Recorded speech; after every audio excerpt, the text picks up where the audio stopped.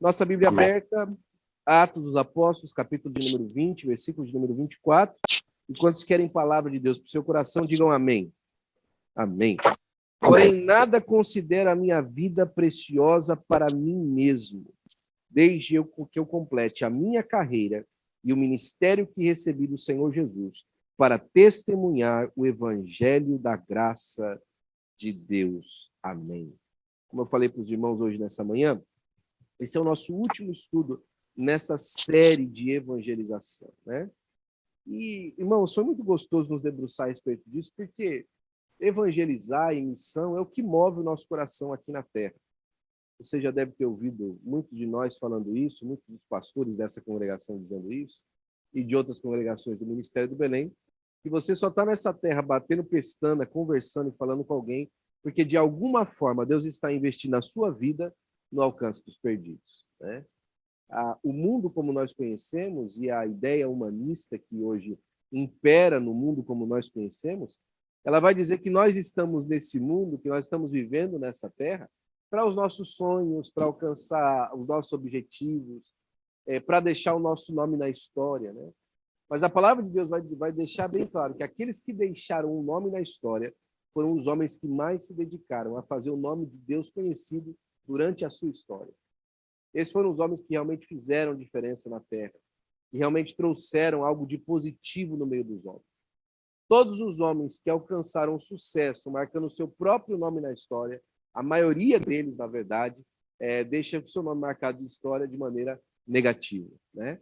Hitler, por exemplo, que foi o líder do terceiro Reich dos alemães, ele queria deixar o seu nome marcado na história, e ele deixou.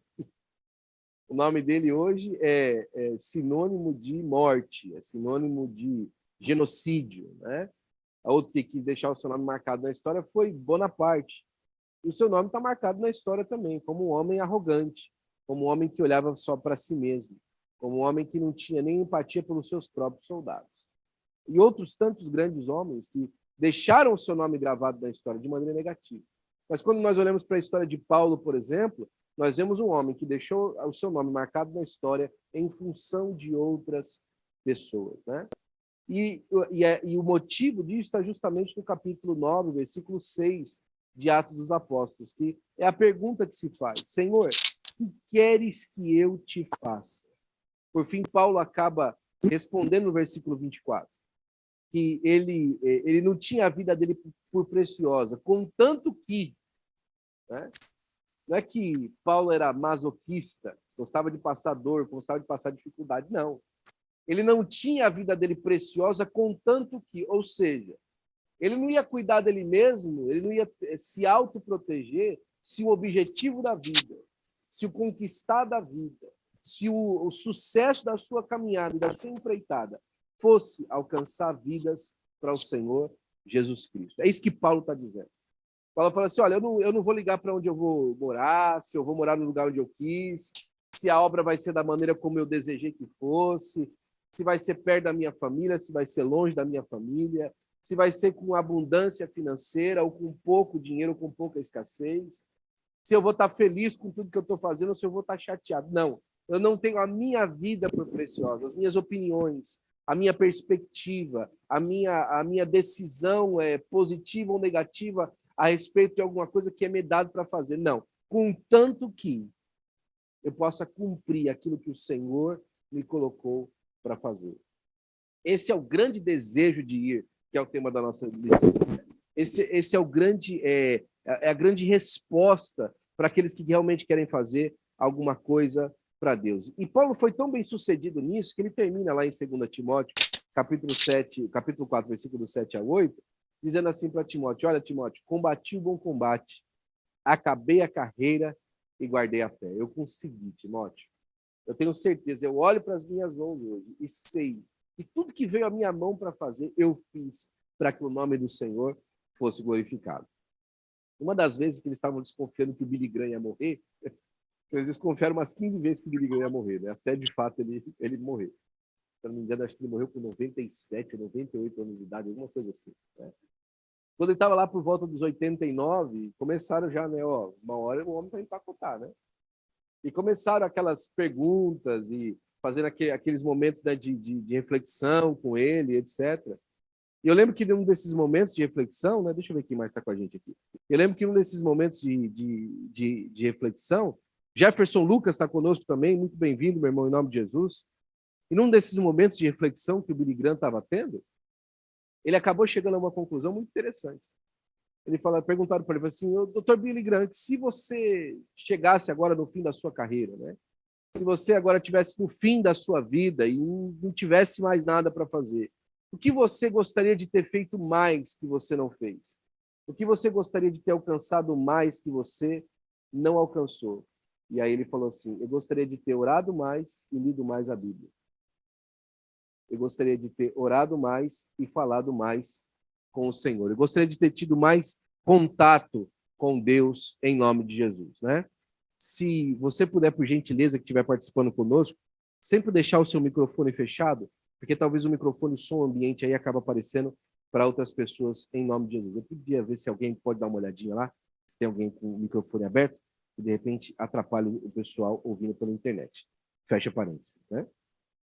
Deus nos dará, durante o período desse estudo sobre missões, a oportunidade de aprender mais sobre esse importante tema, como a gente vem aprendendo. Então, missão é o trabalho de proclamar o evangelho e para quem ainda não conhece. Uma missão tem o objetivo de enviar alguém para cumprir um propósito. Todo crente deve ter um espírito missionário. Na semana passada eu disse isso e repito hoje, ok? Missão não é coisa da igreja, missão é coisa de Deus, ok? Às vezes pode assustar um pouquinho, mas você já vai entender o que eu estou dizendo. A missão não é coisa da igreja, a missão é coisa de Deus. Quem quis fazer missão não foi a igreja, foi Deus. Lembra quando Jesus está falando a Nicodemos, no capítulo 3, versículo 16, do livro que João escreveu, ele fala assim, olha, porque Deus amou o mundo de tal maneira que deu seu filho. O primeiro que se empenhou na missão foi o próprio Deus. Agora, o que a igreja, então, tem a ver com a missão? Deus se importou tanto com a missão que ele investiu a igreja para cumprir a missão. A igreja é o investimento de Deus na terra para cumprir a missão. Nós estamos aqui para cumprir a missão de Deus. Por quê? Se fosse simplesmente para a gente ser salvo, a cada salvo já subia para o céu, acabou. Por que é que a gente é salvo e continua na terra? Alguém pode explicar isso? Para continuar sofrendo aqui na terra? Para continuar passando por mazela, tropeçando, correndo o risco de cair da própria fé que a gente alcançou? Para que Deus mantém a igreja na terra se o céu é o objetivo da igreja? É porque Deus mantém a igreja na terra como um investimento de Deus para alcançar os outros perdidos que ainda não alcançaram a salvação.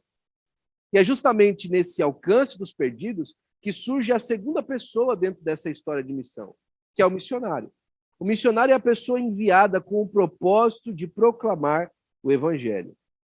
O missionário é cada um de nós. Olha só que interessante que o pastor Marco Krebs escreve nesse ensino, que é o autor desse ensino. Ele fala assim, ó, o missionário vai para onde Deus o manda com o propósito de evangelizar. O missionário não vai para onde ele quer, ele vai para onde Deus o manda. Muda muita coisa, né? O missionário não vai para onde ele quer, o missionário vai para onde Deus o manda. É importante isso, porque isso muda muito a nossa rotina do dia a dia. Para onde é que Deus te mandou hoje? Amém. Não, mas no dia de hoje, na sua situação local, para onde é que Deus te mandou hoje? Para onde é que Deus te enviou hoje? Né? Hoje eu sei, por exemplo, que ele me enviou a atender uma ligação de um telefone, que é o primeiro olhar que eu mandei, eu falei assim, isso aqui é uma ligação de vendendo produto de alguma coisa. E quando eu olhei o número, o Espírito de Deus me falou, atende, porque é alguém. E eu atendi e passei um momento muito agradável com o irmão Esdras no telefone e tive a oportunidade de ministrar uma oração na vida dele.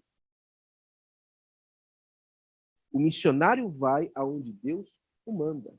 E onde Deus o manda, como eu acabei de dizer para você, nem sempre é um lugar físico. Onde Deus o manda, às vezes é um momento. Onde Deus o manda, às vezes é uma situação. Onde ele está sendo enviado por Deus para trazer salvação àquele lugar. Ou para trazer uma palavra de vida àquele lugar. Ou para trazer restauração àquele lugar. É isso que Deus o manda ao missionário. E ele não vai aonde ele quer. Ele vai aonde Deus o manda. Porque se nós fôssemos aonde nós, só onde a gente quer, olha, muita gente passaria longe da missão, né? Lembra de Ananias, quando ele ouviu a respeito de Saulo, e aqui está escrito justamente em Atos capítulo 9, versículo 15, Ananias pegou e falou assim para Jesus, Jesus, escuta, esse Saulo aí que o senhor mandou orar, não é aquele fulano que está perseguindo os crentes, que está fazendo uma arruaça aí no meio dos cristãos e tal, não é esse? Não é esse Saulo? E aí Jesus responde para ele, eu acho fantástico isso. E Jesus deu satisfação para Ananias. Ele deu satisfação para Ananias. Isso é maravilhoso, né? Ele falou assim, vai, porque este é para mim. Olha que coisa maravilhosa, né? O Ananias estava falando assim, ó, Senhor, esse para nós é um terrorista, é um homem malvado, é alguém que não presta, é alguém que tem perseguido a igreja. Este para nós, esse Saulo aí, é aquele lá que tem feito, colocado irmãos em prisão. Mas aí Jesus responde para Ananias, Ananias, este é para mim um vaso escolhido. Às vezes as pessoas para nós são pessoas que não valem a pena. Às vezes as pessoas para nós são pessoas que não custam o nosso empenho, a nossa identificação com elas, que não custa o nosso esforço para com elas. Mas o Senhor Jesus Cristo respondeu a Ananias, ó, Ananias, este para mim é um vaso escolhido. Fui eu que chamei ele. Fui eu que escolhi, fui eu que levantei, fui eu que comissionei a ele. Ananias, não vai importar se você não quer ir lá. A questão não é você querer ir, é você cumprir o seu chamado. Olha, é um vaso para mim escolhido para levar o meu nome diante dos gentios, dos reis e dos filhos de Israel. Ananias, a sua missão agora é só ir lá orar por ele. Eu fico pensando isso, sabia, meus irmãos? Eu fico pensando isso muitas vezes. Às vezes e eu já falei isso para alguns irmãos, né? Eu falei assim uma vez para um companheiro, eu falei assim, você já chegou a pensar que talvez seu ministério não seja um ministério de protagonista, seja um ministério coadjuvante? Por que é que nós precisamos pensar com o ministério sempre numa posição de protagonismo? Por que será que eu não posso olhar para mim e pensar que eu sou o professor de escola dominical que insistiu na vida de um rapazinho que vendia sapato aos domingos e não podia ir para o culto? E ele ia lá na loja de sapato do rapaz, passar 25 minutos todo domingo para dar lição de escola dominical para aquele rapaz. Como é que era o nome do rapaz? Dwight L. Moody. Um dos maiores evangelistas da história dos Estados Unidos da América. Ele tem uma igreja enorme. O Instituto Dwight L. Moody, em Chicago. É uma igreja enorme que foi construída em Chicago e aquele homem evangelizou a América inteira. Por causa da insistência de um professor de escola dominical que não queria ver aquele rapaz sem a oportunidade de ouvir a escola dominical aos domingos. Ninguém lembra eu não lembro do professor da escola dominical. Mas todo mundo, quando ouve o nome Moody, lembra de alguém. Lembra do grande evangelista. Lembra de alguém que teve o coração de alguém que foi insistente com ele. Por que é que o nosso ministério precisa sempre ser protagonista? Quem me dera que eu seja aquele que evangelize o próximo Billy Graham, que evangelize o próximo Ravi Zacharias, que evangelize o próximo Rick Warren, evangelize o próximo José Wellington Bezerra da Costa. Já imaginou? A pessoa que ganhou a família do pastor José Wellington Bezerra da Costa, quando ele aceitou Jesus com 8 anos de idade, em São Luís do Puru, no Ceará. Alguém pode imaginar o tamanho do trabalho que Deus proporcionou para que esse homem de Deus espalhasse pelo mundo? As grandes coisas que Deus fez através da vida destes homens de Deus. Uma família inteira que foi ganha para Jesus através de uma criança de 8 anos que aceitou Jesus lá no sertão do Ceará. Quem podia imaginar, olhando aquele rapazinho no sertão do Ceará, que ele seria uma das principais figuras da igreja evangélica do Brasil, na história da igreja evangélica do Brasil? E tantos outros que você pode citar. Tantos outros que foram ganhos para Jesus. Paul Yang Cho. Quem evangelizou o Paul Yang Cho? Ministérios que mudaram a história de lugares inteiros, porque alguém se importou primeiro com aquela alma. Essa é a história do missionário. Às vezes a gente fica pensando na missão como alguma coisa extraordinária, e ela é extraordinária. Mas você faz parte daquilo que é extraordinário. Não senta-se que você precisa ser sempre protagonista naquilo que Deus está fazendo. Você pode ser coadjuvante. Eu já falei aqui várias vezes, vocês já ouviram vários profetas aqui na igreja, vindo em diferentes tempos, de diferentes maneiras, desde outubro que a gente está aqui com os irmãos já ouviram, de Deus falando que a igreja vai crescer, que Deus vai mandar gente, que vai vir um povo novo, que Deus vai expandir. Mas talvez essas pessoas que venham por expansão, não venham por intermédio meu e seu. Venha por intermédio de alguém que vai chegar aqui e vai ouvir a palavra de Deus, vai se tornar um grande evangelista no nosso meio. Você não sabe, eu não sei. O que eu sei é que a promessa de Deus há de se cumprir. E eu estou semeando para que ela se cumpra para a glória do nome de Jesus. Eu quero fazer parte. Quem sabe amanhã cedo, Jesus não me manda na rua direita para ir lá orar pelo Paulo, para que as escamas dos olhos dele se caiam e ele venha ao arrependimento e se torne um grande homem de Deus para a glória do nome do Senhor Jesus Cristo. Porque esse é o objetivo da missão. Jesus determinou que o evangelho fosse pregado na Judéia, Samaria, até os confins da terra, né? Ele determinou, falou, olha, é para pregar o evangelho, o objetivo da missão é esse. Contudo, no início, ninguém tinha a visão de levar as boas novas às nações além mar. Quando você olha no início da igreja, a coisa começou a ficar muito legal. E olha, eu não sei você, né? É muito gostoso você fazer parte de uma comunidade quando você ama as pessoas que estão em volta de você. Eu encontrei isso aqui na Califórnia, eu tinha isso da igreja onde eu vim. É muito gostoso a gente estar entre a gente. Esses dias atrás a gente fez um culto no parque, eu vi o relógio passando e o pessoal fica lá e a gente come carne. Às vezes aqui, eu com os irmãos aqui na saída do culto, às vezes a gente fica até 10h30 da noite, uma vez a gente ficou até 00:15 na igreja, conversando. É muito gostoso. A comunidade da igreja é uma delícia, é uma bênção.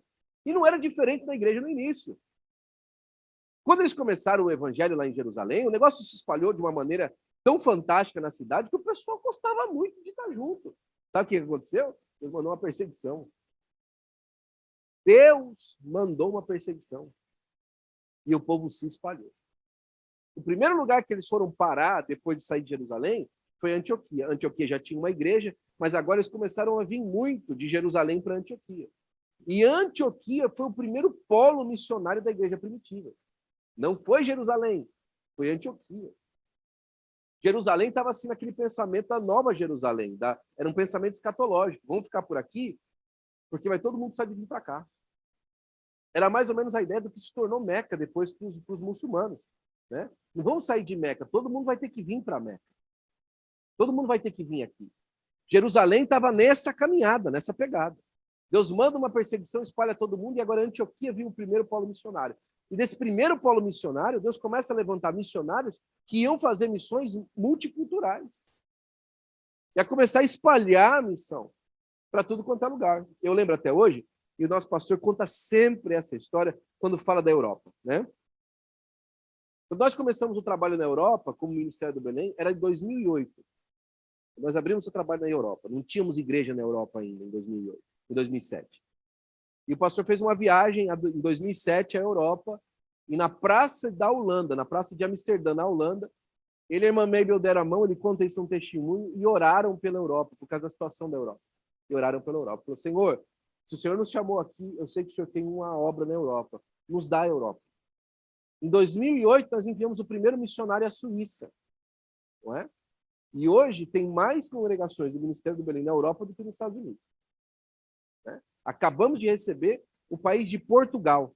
Hoje foi anunciado oficialmente pelo Ministério que Portugal é mais um país que o Ministério do Belém chegou. E por que a gente estava em Portugal antes? Fala português. É porque tinha um acordo entre a Convenção Brasileira e a Conversão em Portugal, que a Assembleia de Deus brasileira não era para entrar em Portugal. E agora foi conversado, e agora a Convenção de Portugal chamou a Assembleia de Deus brasileira para trabalhar em Portugal. Então agora nós estamos oficialmente em Portugal. Mas olha só que interessante isso. Daquela oração que o pastor fez em 2007, até o primeiro missionário em 2008, começou uma crise nos Estados Unidos financeira. E a missão se faz de olhos molhados, joelhos dobrados e coração quebrantado. Glória a Deus. É verdade. Pastor José Wellington Bezerra da Costa tem essa frase. Missão se faz com olhos molhados, joelhos dobrados e um coração quebrantado. É verdade. É assim que se faz missão. Só que a missão também se faz colocando recurso na mão do missionário para que ele possa fazer. Você envia famílias para algum lugar, não é verdade? E no momento mais crítico do nosso ministério, veja bem, nós perdemos 50% do nosso povo em 2007, 2008 e 75% das entradas da igreja. Perdemos 50% das pessoas e 75% das entradas. E começamos a fazer missão na Europa. Fazer missão nunca é conveniente. Fazer missão nunca é fácil, como não foi para Antioquia, como não é para nós hoje. Falar de missão, falar de evangelismo, falar de desafio missionário, para uma igreja hoje, como a nossa igreja em Los Angeles, pode parecer uma utopia. Para muitos, mas para mim e para você, é uma carga que nós carregamos no coração, que nos fala muito claro na alma, é hora de fazer missão. É hora de ir avante. É hora de alcançar os perdidos. É hora de pregar o evangelho. É hora de fazer diferença nessa cidade. Porque muitos são chamados, mas poucos são escolhidos. E eis aqui os escolhidos do Senhor, como remanescentes de Israel, para fazer uma grande obra para a glória do nome do Senhor Jesus Cristo. E eu creio assim, em nome de Jesus. O desejo missionário, então, brota no coração por aqueles que estão no meio da missão, né? Em 1972, o irmão Otoniel e Osiel de Paula, né, escreveram uma missão chamada Desejo Missionário. E é um hino, né, que lembra muito aquela passagem de Isaías: eis-me aqui, envia-me a mim. Eu lembro que esses dias atrás eu falava a respeito dessa passagem, que é o clamor do Isaías, no meio de uma reunião que ele foi chamado no céu, para participar no meio de uma reunião. Lembra que ele entra lá no lugar santo, vê o Senhor aceitado sobre um trono, e os serafins cantando santo, santo, santo. Ele falou assim: eu vou perecer, vou morrer. O anjo vem, toca com a tenaz na boca, e o pecado dele é tirado. E aí ele ouve a voz de Deus falando: a quem enviarei? Quem há de ir por nós? Ou seja, sabe quando você entra numa reunião todo fora do padrão, todo desarrumado, vem alguém e te arruma: peraí, rapaz, você não pode entrar aqui não. Alguns restaurantes aqui nos Estados Unidos, você não pode entrar sem um jacket, sabia? Você não pode entrar sem estar de terno, você tem que estar pelo menos com paletó. Aí você: rapaz, eu não tenho paletó. Aí vem lá um metro e coloca um paletó em você, e fala assim: agora você pode entrar no restaurante, né? Foi mais ou menos assim, Isaías entrando todo fora do padrão, com um pecado, cheio de problema. Veio lá um anjo, tocou ele com a tenaz e falou assim: agora você está no padrão, pode entrar. A hora que ele entra, ele não sabia, estava tendo uma reunião no céu com uma proposta de emprego. Quem há de ir por nós? A quem enviarei? E aí eu fico imaginando a loucura do Isaías.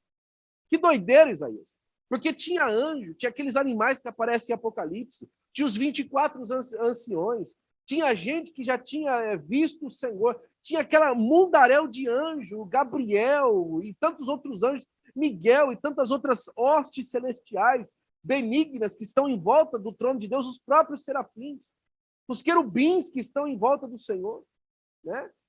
Toda aquela hoste de anjos, miríades e miríades de anjos. E no meio da reunião do céu: a quem enviarei? Quem há de ir por nós? Isaías, que chegou fora do padrão, que chegou sem oportunidade, levantou assim: ei, eis-me aqui, Senhor, envia-me a mim.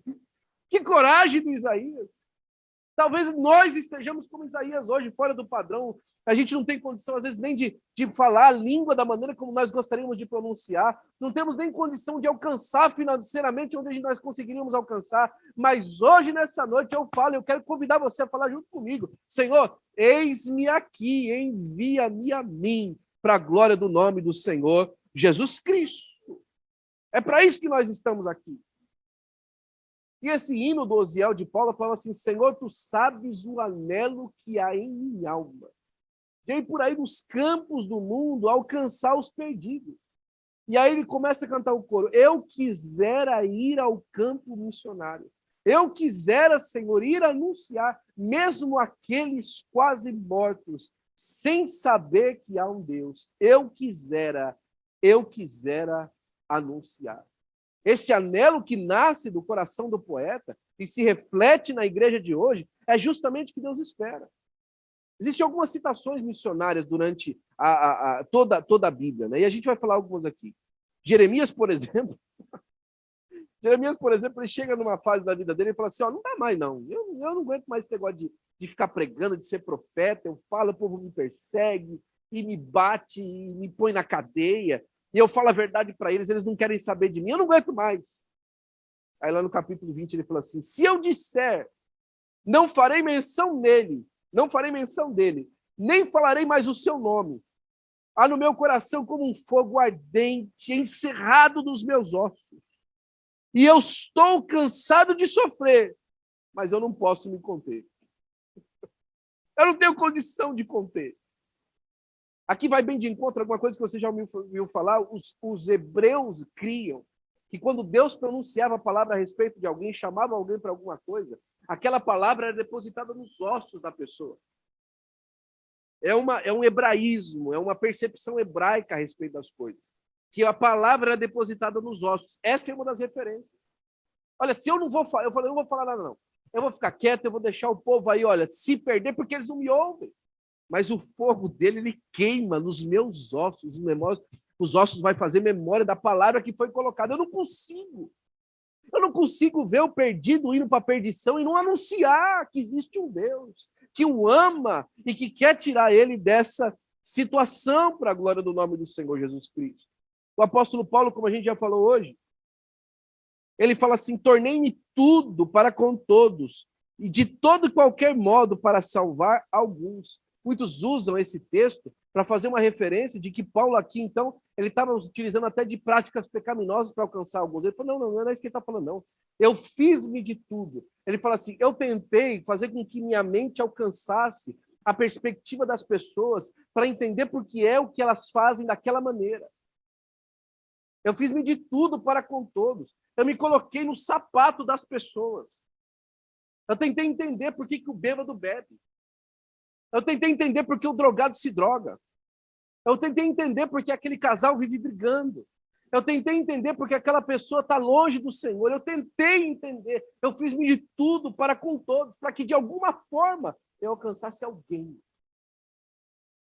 Eu fiz um esforço enorme para que pelo menos uma pessoa fosse alcançada. Para que pelo menos um recebesse a palavra do Evangelho. Não é todo mundo, não. Não é todo mundo, não. Vai ter muita gente que vai fechar a porta na sua cara, até o primeiro abrir. Vai ter muita gente que não vai entender o que você está dizendo, até o que o primeiro entenda. E depois que o primeiro entendeu, talvez passe muito tempo até o próximo. Mas Paulo está falando, eu não me interesso por isso. O que eu interessa é que eu consiga ir me adaptando para que as pessoas possam receber a palavra de Deus. John Knox, um grande evangelista da Inglaterra, ele rogava a Deus assim, Senhor, dá-me a Escócia ou eu morro. Senhor, me dá a Escócia, senão eu morro. Das duas, uma. Ou o senhor me ajuda a ser frutífero no trabalho que o senhor me chamou para fazer, ou então me mata. Não preciso mais ficar aqui, não. Eu não posso aguentar a frustração de não ser bem-sucedido no trabalho que o senhor me deu. Whitefield ia pelo mesmo caminho, ele falava assim, se não queres me dar almas, então retira a minha. Se o senhor não quer que a igreja do Senhor, que o Senhor mesmo plantou aqui, vá para frente, então tira daqui, eu não quero ficar aqui, não. Eu quero ir para um lugar que dá fruto, eu quero dar fruto em algum lugar. E se eu não der fruto em lugar nenhum, então não me põe em lugar nenhum. Me põe no céu, porque o céu, com certeza, lá eu vou estar pelo menos na sua presença. A Lane era insaciável, desejoso da conversão de almas. Para este fim, derramava seu coração em oração e pregação. Bunyan, na pregação, não podia conter-se sem ver o fruto do meu trabalho. Matthew Henry, um dos maiores comentaristas bíblicos da história, ele fala assim, olha, sinto maior gozo em ganhar uma alma para Cristo do que ganhar montanhas de ouro e de prata para mim mesmo. Olha o Moody, aqui. Usa-me, então, meu Salvador, para qualquer alvo, em qualquer maneira que precisares. Aqui está meu pobre coração, uma vasilha vazia. Enche-a com a tua graça. Eu estou vazio, o Senhor enche de graça. Porque a graça, ela derrama, ela superabunda. Ela começa a derramar e ela vai lavando as coisas em volta para a glória do nome do Senhor Jesus Cristo. O pastor, mais para frente, nós precisamos de caminhar um pouquinho, ele faz uma referência aqui muito interessante. Ele fala, casado com Lia, porém amando Raquel. Muitas vezes na nossa história missionária, na nossa chamada missionária, aparece esse problema. Que você está em um lugar de olho em outro. Que você está numa posição e você está num serviço com o coração em outro. O pastor conta aqui, o pastor Marco Krebs, ele conta testemunho que quando ele recebeu do pastor, para que ele saísse daquele país onde ele estava, para voltar para um outro que ele tinha passado. E ele claramente não queria nem voltar para o país que ele tinha passado, nem continuar onde ele estava. Ele tinha um outro país no coração. E ele fala que ele foi para aquele lugar por obediência a Deus e aqueles que Deus levantou como líderes para ele. Mas ele tinha muita vontade de ir para um outro lugar. E ele falou assim, sabe o que eu aprendi com isso? Mais uma vez, que o missionário, ele não faz aquilo que ele quer na obra de Deus, ele faz aquilo que lhe é proposto por Deus e por quem Deus estabeleceu como vínculo de liderança para a vida dele. Sabe, muitas das vezes a gente olha a obra de Deus e a gente tem a nossa própria perspectiva, mas é importante que como corpo nós façamos aquilo que nós precisamos para a glória do nome do Senhor Jesus Cristo. Deixa eu contar uma pequena história para você. Eu e o Noah essa semana, né, Noah? Começamos a caminhar. Eu e o Noah fizemos um desafio de perder a nossa barriga. Projeto Verão 2022. Primeiro dia foi muito tranquilo, o Noah falou, vamos correr, vamos correr, vamos correr, vamos correr. E eu falei, calma, companheiro, calma, a gente tá muito fora de forma ainda, né? No segundo dia que nós fomos correr, nós fomos sair de manhã, ele, ao sair de casa, falou assim, minha perna tá puxando. Tá doendo aqui do lado da minha perna. Tal. A gente nem correu direito, a gente deu uns trote lá, né? E eu fiquei pensando justamente nisso. Meu músculo com essa dor estava me dizendo, eu não quero ir. Eu preciso de descanso. Você ontem já me esforçou. Agora, a minha tendência, por causa do esforço que foi feito ontem, é ficar de maneira estagnada, para que eu possa recuperar as minhas fibras da maneira que ela precisa ficar, para que eu fique bem. Só que o meu corpo está dizendo a importância de nós começarmos um novo hábito, a importância de nós recomeçarmos a nossa vida atlética, seja lá como você chamar isso, ou então o nosso metabolismo, ou a nossa, quando você tem condicionamento físico, a gente restabelecer um condicionamento físico, é mais importante do que o descanso do seu músculo. É mais importante do que o descanso dos músculos da perna. Então, o que a gente faz? Contra a vontade da nossa musculatura, a gente vai em frente. E sabe o que o músculo faz? Ele obedece. Sabe como o músculo não obedeceria? Se o nosso corpo estivesse doente.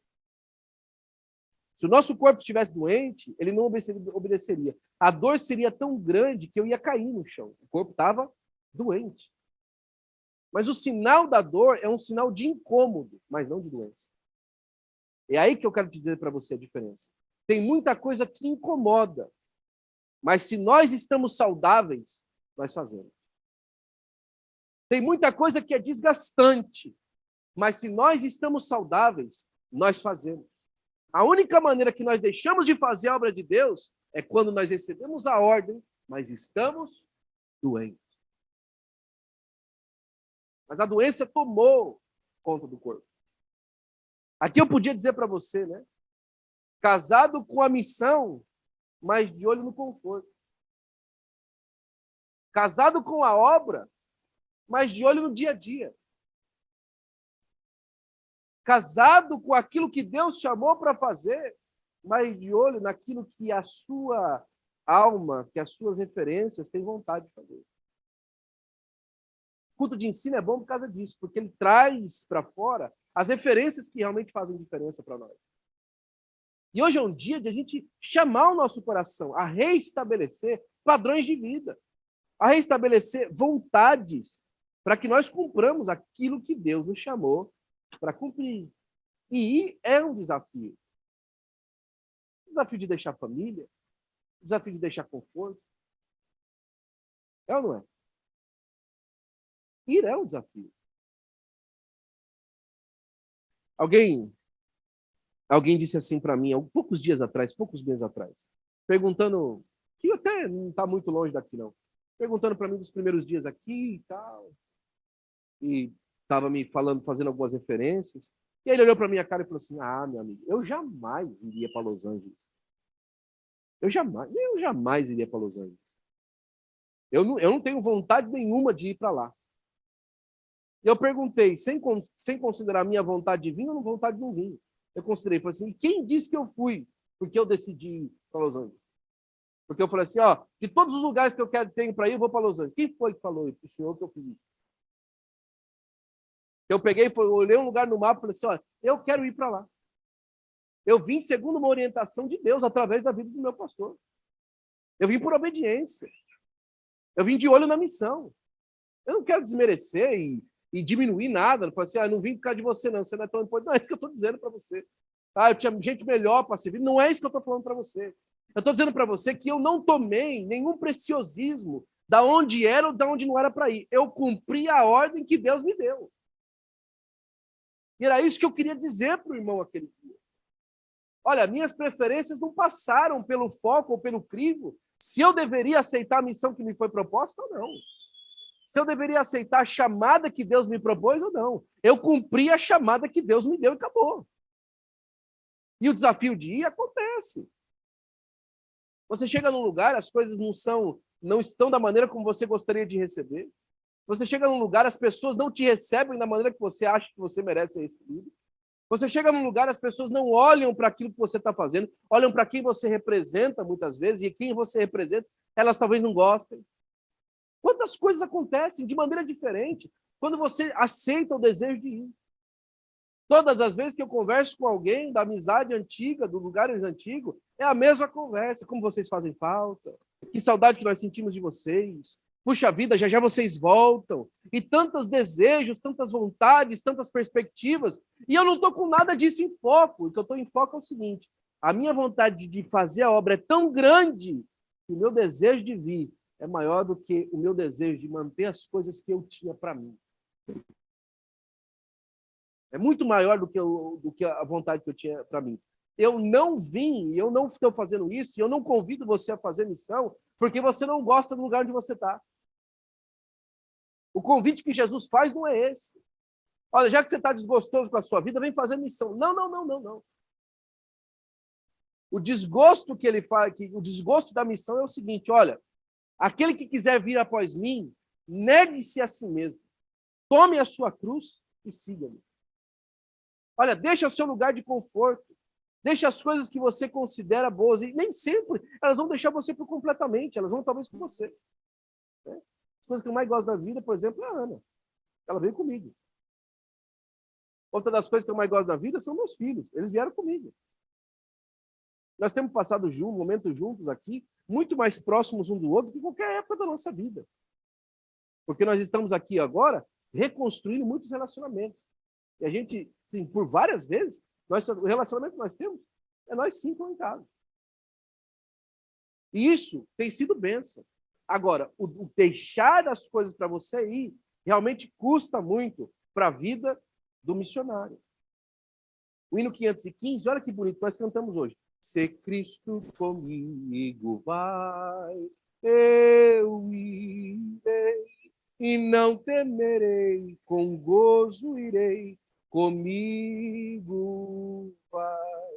Quem escreve esse hino é a esposa do pioneiro Gunnar Wingren, a Frida Wingren. Ele recebeu uma ligação do Rio de Janeiro falando assim: olha, pastor Gunnar, nós precisamos da ajuda de um obreiro aqui para nos ajudar com a igreja aqui no Rio de Janeiro. Eles eram, naquela época, eles ainda estavam na frente do trabalho, era 1923. Né? O trabalho foi entregue para os brasileiros em 1930 no Brasil. Então, quem estava na frente da igreja da Assembleia de Deus ainda era o Gunnar Wingren e o Daniel Berg. E alguém liga do Rio de Janeiro e falou assim: precisamos de um obreiro aqui no Rio de Janeiro. E o Gunnar vai orar. E quando o Gunnar Wingren vai orar para o Senhor fala assim para ele: o obreiro é você. Arruma suas coisas e vai para o Rio de Janeiro. Se eu não me engano, eles estavam ainda no norte ainda, tá? Estavam longe. E ir para o Rio de Janeiro era muito inconveniente. Ele levanta da oração e percebe que Deus te havia chamado que começa a se arrumar com o coração apertado por deixar o lugar onde ele estava para poder ir para o Rio de Janeiro. A Frida senta na frente do piano e começa a cantar o hino. Deus dá para ela essa composição. Se pelos vales eu, peregrino, vou andar. Ele completa: se lá para o deserto Jesus me quer mandar, levando boas novas de salvação sem par, irei com meu Senhor por onde ele for, confiando na graça do meu Salvador. Se Cristo comigo vai. É um hino de entrega. É um hino de desistência das coisas que estão em volta, que estão com conforto, com a intenção absoluta de saber que é Cristo quem está chamando para que ela fizesse a obra do Senhor. Mestre, por onde fores, eu te seguirei. A obediência, né? A obediência de fazer aquilo que Deus chamou para fazer. E eu lembro essa passagem aqui, uma das preferidas minhas, que é a defesa de Paulo em Atos 26.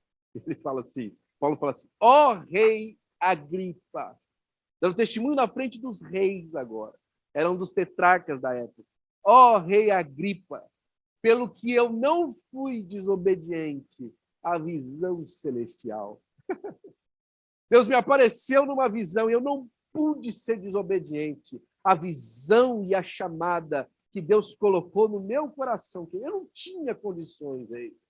Ele estava se defendendo por contar heresia, por fazer barulho no meio dos judeus. Eu falei assim: olha, rei, o problema é o seguinte, é que essas coisas que eles estão falando aí faz muito sentido para mim, mas eu não pude ser desobediente à visão celestial, aquilo que Deus me chamou para fazer.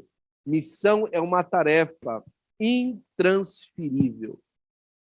Paulo, falando isso na sua carta aos Coríntios, no capítulo 9, versículo 16, fala assim: se anuncio o evangelho, não tenho que me gloriar, pois sobre mim pesa esta obrigação, pois ai de mim se não pregar o evangelho. Ele está falando assim: olha, eu não estou aqui por turismo, não. Eu não estou aqui para ser vintage, essa não é a moda do momento. Eu não estou aqui para fazer festinha no meio do pessoal, nem para ser mais legal que os outros. Não, não, não. É me imposta essa obrigação. Eu estou aqui por uma obrigação dada pelos céus. E ai de mim se eu não cumprir. Eu estou aqui enviado por Deus, e ai de mim se eu não entender que eu estou aqui enviado a partir daquilo que Deus me mandou fazer. Contextualizar-se, estar pronto para novas culturas, idiomas e diferentes povos. Às vezes eu me lembro disso, nós estamos terminando já. Mas eu me lembro disso com um certo, assim, uma certa incógnita na cabeça, porque isso acontecia, né? Até então, já entendi por que hoje, na verdade. Mas eu sempre tive uma vontade, uma atenção pelo inglês. Eu morava no interior de São Paulo, numa cidade de 69 mil habitantes. Eu nunca tinha conhecido ninguém dos Estados Unidos que eu sabia cantar o Happy Day. When Jesus washed my sins away. E eu sabia o que significava o hino. Até o dia que chegou uma família de americanos da igreja, na verdade voltaram daqui para mudar para São Paulo, e eu conheci uma dos filhos deles, né? Era uma jovem, bem mais nova do que eu, tinha 12 anos na época, eu tinha um pouquinho mais, tinha 16. Ela era namorada de um dos nossos amigos, o André, e ela tinha um outro irmão mais novo do que ela. E aí eu comecei a cantar para ela, e ela falou assim: nossa, você canta bem inglês. E a gente começou até a ter conversas em inglês. Eu tinha 13 anos, 14 anos de idade, ela era mais nova do que isso, inclusive, naquela época. Eu nunca imaginei um dia estar nos Estados Unidos. Eu nunca imaginei que um dia eu ia sair de 2006, 2007 no Brasil, saí do Brasil em 2006, na verdade, né? E vim para aqui, para os Estados Unidos, e falar inglês. Nunca imaginei isso. Mas Deus estava nos preparando para novas culturas, para novos povos, para novos tempos. Às vezes Deus começa a trabalhar algumas coisas no nosso coração e colocar alguns ímpetos no nosso coração que a gente não tem ideia do que significa. Comecei a desenvolver didática, dando aula de informática. Eu nunca me imaginei num púlpito pregando, ensinando. Hoje Deus dá a oportunidade de a gente estudar mais, conhecer mais Bíblia, conhecer mais teologia. Eu nunca imaginei isso há 10, 15 anos atrás. Há 10 anos atrás eu já imaginava, mas há 15 anos atrás, há 20 anos atrás, eu não imaginava assim. Quando eu morava na casa dos meus pais, jamais imaginaria um dia como hoje. Mas era Deus nos preparando para a gente se contextualizar, para a gente entender novas culturas, para a gente aplicar o conhecimento de Deus para a glória do nome do Senhor Jesus Cristo. O pastor Marco Krebs, termina nos lembrando de um hino do nosso pastor. E o pastor conta o testemunho desse hino mais uma vez. Ele fala que, mais uma vez contando testemunho a respeito daquilo que Deus tem colocado na vida dele, é isso que eu quero dizer, que durante uma noite, enquanto ele orava, e o pastor sempre teve esse ímpeto missionário, ele nunca também se imaginou saindo do Brasil, e numa noite ele já conhecia a música desse hino, dessa música, era uma música em espanhol, mas ele nunca imaginava que Deus daria para ele um hino, e ele compôs esse hino aqui, baseado naquela música, uma paródia, fez uma paródia daquela música. Eu não sei se você sabe, mas muitos hinos da harpa são paródias. Castelo Forte é o nosso Deus, por exemplo. Castelo Forte é o nosso Deus. É uma música popular na Alemanha, na época de Martinho Lutero. Muitas músicas são paródias, né? Alguns hinos da harpa, por exemplo, são hinos nacionais da Alemanha, hinos da Inglaterra, né? God Save the Queen é um hino da harpa, né? Vem tu, verbo de Deus, faz-me chegar ao céu. God save the Queen. E esse é um hino que o pastor compôs nessa época. E esse hino, ele vai mais ou menos assim.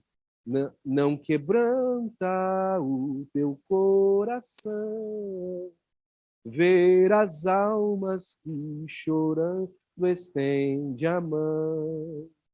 Desperta hoje antes que seja tarde, antes que a porta venha a se fechar. E o refrão é assim: vai buscar as almas que com sangue eu comprei, vai te provarei que sou contigo ali também. Vai levar o pão àqueles que faminto estão. Leva a semente e traz cheia a mão. Leva a semente e traz cheia a mão. Quantas são as pessoas que poderiam estar sendo tocadas pelas nossas vidas hoje? Eu quero terminar dizendo um número para você. Todos os dias, 60 mil pessoas passam dessa vida para outra vida, sem nunca ter ouvido falar da pessoa maravilhosa do Senhor Jesus Cristo. Esse tempo que essa mensagem que o nosso coração queime e clame pelo Senhor para fazer uma grande obra para Jesus. Amém? Por que você não baixa a sua cabeça, fecha seus olhos, e nós oramos juntos em nome de Jesus. Pai, eu te dou graças, Senhor, pela oportunidade, Senhor, Pai, de pregar essa mensagem no dia de hoje. O Senhor sabe, ó Deus, que esse anelo, Senhor, Pai, que o pastor Marco Krebs escreveu, é o anelo do nosso coração, Senhor. De ganhar as almas, ó Senhor, Pai, as centenas, as dezenas, ó Senhor, Pai, as centenas de milhares, ó Senhor, as milhões, ó Senhor, Pai, as dezenas de milhões, as centenas de milhões, ó Senhor, e quem sabe mesmo, Senhor, Pai, alcançar aos bilhões de vidas, ó Pai. Isso tudo para nós, ó Senhor, parece um obstáculo intransponível, Senhor, mas pelo Teu Espírito, tudo é possível ao que crê. Senhor, Pai, usa a nossa vida para a glória do Teu nome, Senhor, para alcançar as almas aqui nessa cidade, Senhor, aos arredores dessa cidade, Pai, pelo estado da Califórnia, Senhor, Pai, no Oregon, Senhor, em Seattle, Senhor, Pai, no estado de Washington, Senhor, Pai, no Arizona, Senhor, Pai, em Nevada, Deus, em New Mexico, Senhor, Pai. Nos ajuda, Senhor, Pai, a ganhar almas em North Dakota, Senhor, Pai, em South Dakota, Senhor. Todos esses estados aqui, Senhor, Pai, da costa oeste dos Estados Unidos, nos dá, Senhor, pelos milhões de almas, ó Pai, no Canadá, Senhor, no Alasca, Senhor, Pai. Promove um grande avivamento, Senhor, Pai, no México, Senhor. nos países, ó Pai, da América Central, Senhor, nos dá para a glória do teu nome. Que nós possamos alcançar, Senhor, muitas vidas, ó Senhor, e cumprir o teu ID de todo o nosso coração. O Senhor sabe, Pai, que eu falo contigo, Senhor. Pai, não estou fazendo discurso para os meus irmãos me ouvirem, Senhor. Não estou dizendo isso, Senhor, Pai, para parecer, Senhor, Pai, um homem espiritual na frente da igreja, não. O Senhor sabe, ó Deus, que é o desejo sincero do meu coração de alcançar muitas vidas para a glória do teu nome, Senhor. Usa a mim, Senhor, usa a minha família, Senhor. Usa os meus filhos, ó Pai. Os meus filhos estão à sua disposição, ó Deus, para fazer missões para a glória do teu nome, Senhor. Para que o Senhor os envie, Pai, ao redor do mundo, Senhor, Pai, custando até mesmo a saudade que nós vamos ficar uns dos outros, ó Pai, mas que o teu nome seja glorificado através das vidas que eles vão alcançar, ó Pai. Eu te peço isso, Pai, de maneira sincera, diante de ti, e para a glória do teu nome, Senhor, em nome de Jesus, ó Pai. Em nome de Jesus.